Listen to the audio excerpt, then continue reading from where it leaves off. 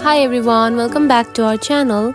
In today's video, I'm going to show you how to make text neon in the Pixlr app. It is a very simple process, so let's dive right in. First of all, find the Pixlr app on your home screen. Now open it. Then choose one photo where you want to add the text to. After choosing the photo, here you can find the option of text. Simply select it. Now type whatever you would like to add to your photo, just like this. And after that, tap on to next. Then to make your text neon, here you can find the water-like option right here. Now tap on it. Then choose the neon color using the slider right here, just like this.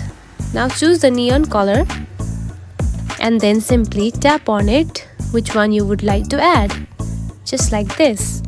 And now you can see the color has been added. And that's it. This is how you can make your text neon in the Pixlr app. If you found this video helpful, don't forget to like and subscribe for more tips. Thanks for watching.